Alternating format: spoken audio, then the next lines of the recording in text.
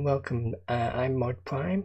I keep getting asked questions in various fora about what numbers mean that you see floating around in iRacing, because sometimes I can give some kind of an answer to those questions. So I thought I'd put my thoughts and what I've learned over the years down and make a few videos about it. So I guess we'll call it something snazzy like iRacing by numbers. We'll put a snazzy graphic in. I can't do graphic editing, it won't be a snazzy graphic. In this first episode, I'm going to be talking about a number that gets ignored by many racers, and certainly the iRacing documentation. Championship points. How are they calculated? Should we care about them? How do we optimize for them? So let's delve into some black magic.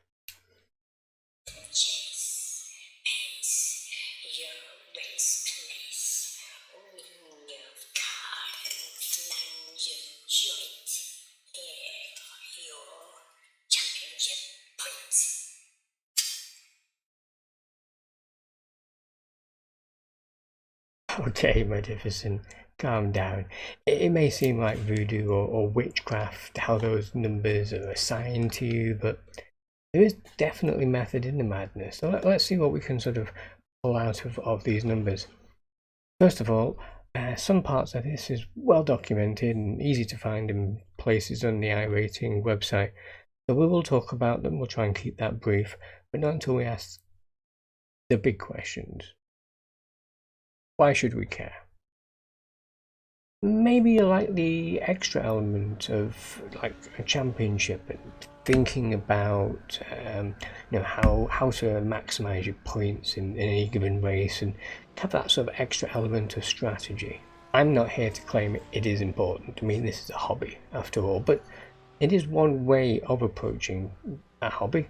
So for those of you that do enjoy that side of competition, or if you were just curious about it, here's what I picked up.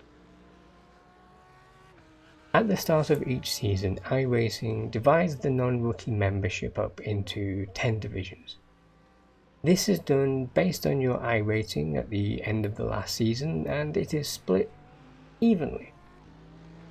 If you are in Division 10, you're in the bottom 10% of active races. Division 1, well, congratulations, you're in the top 10% of all active racers. Myself, I'm presently in Division 4. Each series has its own sort of collection of tracks. It runs one track per week, and you can race as many or as few of those weeks as you like. Your weakest performing 4 weeks will be considered drop weeks and won't be counted towards your championship. If you had to miss a couple of weeks because of holiday or illness, or you don't own those tracks for whatever reason, maybe you just had some bad races, those 4 weeks, they don't get counted against you, they get dropped from the championship point collection. Your scores for the best 8 weeks are summed up, and this is your championship point. You're then ranked based on this sum within your division. This helps keep everyone who wants to be interested in improving their standings. If there was only one division, as it were, I'd be ranked at like 345th, which is a little demoralizing to say the least. As it stands, in Division 4, I'm ranked about 52nd, and I really do want a top 50 finish. It's much more exciting. This is quite well documented, so I'll keep it brief. You can race a track as often as you want, or as often as you can in a given week, but we all know luck plays a role in some races. You enter a race where you are on paper the slowest one there, but the top 10 have a big pile up in turn 1 and you end up at the top 5 position at the end, for example.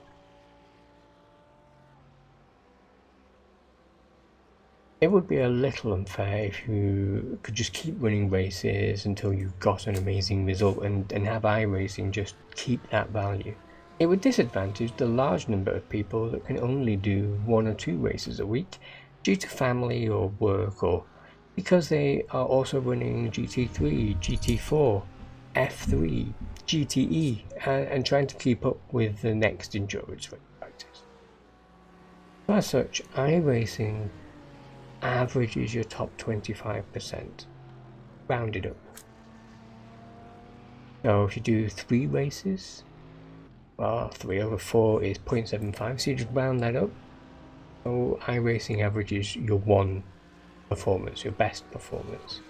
If you did 5 races, well, 5 divided by 4 is 1.25, and that rounds up to 2. So iRacing averages your best 2 races. So, for example, if you raced 5 races and got the points 50, 60, 70, 80 and 90, iRacing looks at your top 2 performances, which is the 80 and 90, and scores you 85 championship points for that week. This is the part that seems shrouded in mystery, and this is the part I hope to provide some clarity on. It used to be, back in 2011 and before, that to calculate the championship points for winning a race, you would take the strength of field and divide that by 16. Then this just gives you the championship points for the winner. Then the rest of the points would be apportioned according to some other maths. More on that later. Of course, this only applies if the race event goes official, which means that enough racers have turned up to the grid, and that number is about 6, give or take. It does vary by series. Seems fair, seems reasonable. But there is a flaw. A big flaw. Multi-class events. Imagine if you entered an ILMS event. For the uninitiated, ILMS races have cars from different classes. I think it's HPD, LMP1 and GT. Not all the classes are equally popular to compete in. So let's say 2 racers turn up with a HPD and 1 turns up with LMP1 and 20 GT cars take to the grid. This race is official. There are more than enough cars on the grid, but that lone LMP1 racer has a iRating of 3,200.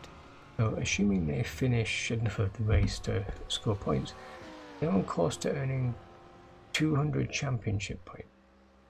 That seems wildly unfair. So iRacing could adjust the way that championship points are handed out, or they could make it so that the low participation class is unofficial and the other classes that have more cars in them scored as official. But that seems unfair in a different way. So the people who can't race at peak times or can't race very often, they get penalised in a different way. So iRacing looked into modifying the systems so that it looks like this.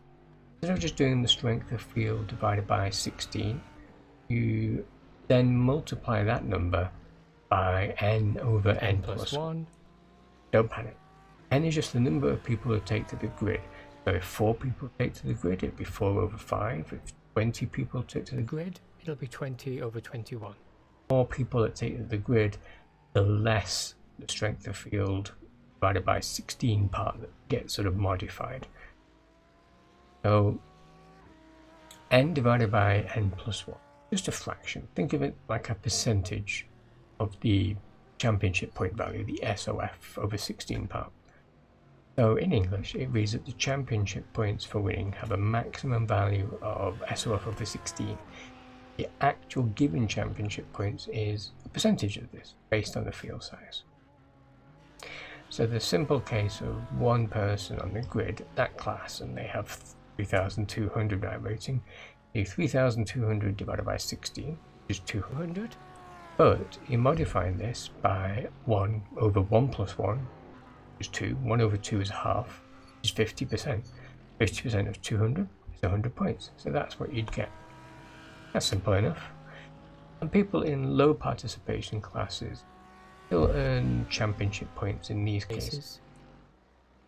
But it's not going to be the best way to get them. So you can't game the system by trying to maximize your championship points by finding times to race that have low participation.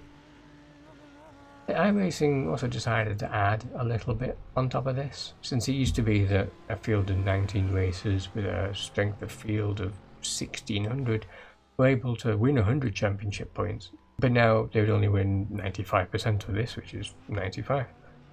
Now, I don't know exactly what this little bit is that they've added, but my best estimate from looking at it for way too many result sheets during this lockdown period is that it's about 16% of the amount of races that are in the field. The maths would be 1600 divided by 60 is your 100.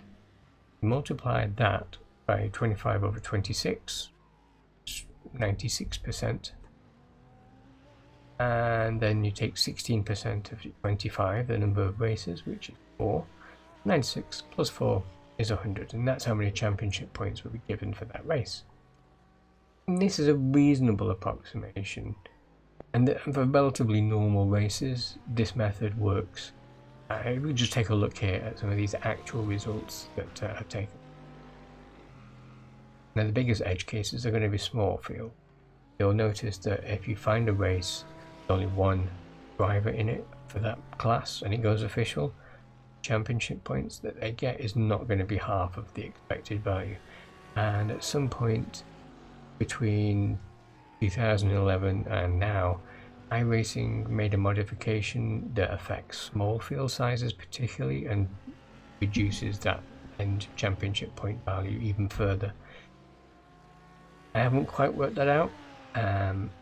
iRacing haven't come back to me with my request for information on that. But for the most part, that's just to give you the context where these championship points are coming from, how they're calculated. But what about the teams that didn't win? Actually, this is quite easy to figure out. We know how many points P1 got, so now we just take that value and divide it by the rest of the participants. So if the winner gets 102 points and there are 19 races, then you just divide the 102 by the remaining 18 people, not the full 19. That gives you 5.6, 5 2/3. And to find out the points for P2, just subtract 5.67 from 102, get 96.3. Do it again, you get 90.3. Once more, and you get 84.3. And this pattern just continues. And you'll see every now and again it falls out of sync a little bit by 1 point or so. Probably a rounding error. But basically, that's that.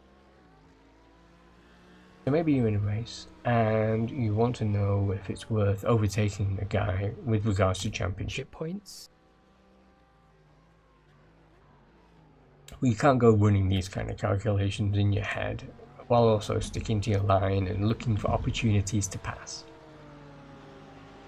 There are 2 rules of thumb you might try if you want to do this in a race. Either way, you will need to know the SOF of the race. There are third-party tools that can get this to you, such as Crew Chief or certain overlays. You can guess it based on your I rating and your car number. Whoever is in the middle of the field probably has an I rating quite close to the strength of field. Now, these methods are only going to work reasonably well when there's a field size of 15 or so. Otherwise, the field size modifier is going to throw it a bit out of whack. So, the mental arithmetic for your heuristic: take the strength of field, you divide it by 4, and you divide that by 4. And that's what the winner is going to get. Straight up dividing by 16, basically. You divide this number by the number of races minus 1. And that is what each position is worth. And then there's a memory method. If you just sort of remember this sort of basic pattern, at strength of field of 2400, you'd get 150 points approximately to win. 15 races, each position is worth 10 points to you. For 20 races, each position is worth 8 points, and 30 races, each position is worth 5 points. Finally, for 3200 strength of field, that's a 200 point to win. With 15 races, you get 14 points. 20 races, you get 10 points. For 30 races, you get 6 points. Again, you'll notice that these numbers don't all quite line up exactly. It's just, again, some bounding situations that are coming up. To some extent, it is out of your hands to optimize your championship points, but you might be able to find a way to get what you need with a bit of determination. Let's say your iRating is 1500 and you take a look at the results page for your preferred series, you see that the splits are quite close. If that's the case, you might be able to make an informed decision of some kind. Your choices are try and get some reasonable results in order to move up the split. So for example, say the strength of field for the higher split race comes up to about 1637. To get 50 points in that race, you're looking to get a P10. But here's the thing, if you were racing in say a 1519 split in order to get that extra iRating to get bumped up into the 1637 split, you'll need to get P10s or better anyway, get any iRating gains. And of course, getting those kinds of results is going to get you your 50 championship points anyway. So what's the point? But what if getting a P10 position is a bit too much of an ask? Well, if you lose enough iRating, you drop a split, run some calm races from the back, focus on your safety rating or something. But if you do get pushed down, you're going to still need to be able to get a P9 or P8 split below. In these close splits, that's probably going to be easier, but only just, and it of course requires a willing sacrifice of some iRating to get the chance. And to be fair, you're probably going to be losing iRating unwillingly anyway, so you're probably going to go down a split if you can't get P10s consistently. So it's a moot point really. And that's the key really, it's not really an easily gameable system. There are some possible ways, but really the best and most reliable way is just keep racing the best you can. There's one thing you can do, and it's nice and easy. Choose your target points for the week. If you don't get them in 4 races, carry on. But know you need to get 2 races close to your target now, because your best 2 are going to be averaged. If you manage to get 2 races around your target point score within your first 4 races, then you can race another 4 if you like, pretty much risk free, because the best 2 are still going to be counted. But remember, the important thing is to enjoy yourself. If you want to do more races, but it means you risk losing some championship points, consider the balance. Would you prefer the points or the fun of the races? Don't sacrifice what makes this hobby enjoyable to optimize points. Like I said, it only makes sense to do that if chasing those points is what's fun. Have a secondary series that you run in the event that you get the points that you wanted, just to keep things fun, keep yourself getting track experience, or join a league running the car that you like, whatever it takes to avoid any of this becoming like a chore. Now this system does come with some counterintuitive peculiarities. Take for example someone who's in a strength of field race of 2070 with 18 drivers and they finish 7th. Well, they get 80 points for that. But then you have a strength of field race of 1839 and you finish 8th in that, but there's 26 races and you end up with 8 points. That seems odd, right? I mean, you finish 7th in a strength of field 2070 but get fewer championship points than finishing 8th in an arguably weaker field. I'll discuss iRating and strength of field in more detail in some other video, I reckon, but every racer that takes the grid has some chance of beating you. If everyone has exactly the same iRating, each one has a 50% chance of beating you. So to get 8th, you're going to need to beat nearly 20 people, 50-50 chance of beating you. And this is more difficult than having beat 10 people, 60% chance of beating. So it's not too crazy to think it might be worth more points. In summary, championship points are only as important as you want them to be. A fun way of adding a little bit of extra flavour, a bit of context to the races, some way of tying a series of 12 races together into some kind of struggle. You can use it to make judgments about how you're doing over time, and it is above and beyond the iRatings. Remember, the easiest way to work out what the winner will get for a given race, get the strength of field, divide it by 16, that gives you your answer. within 5 or so championship points. Want to, for any reason, calculate it more accurately, you're going to need to go into a little bit more, but you probably won't need too much.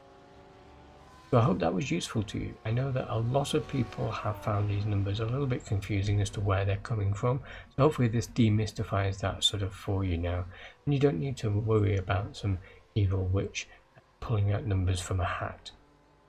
That said, if you want to know more of my thoughts on the numbers of iRacing, or you want to see me do some races myself, feel free to hit that subscribe button, and we'll see you around. Otherwise, I'll see you on the track.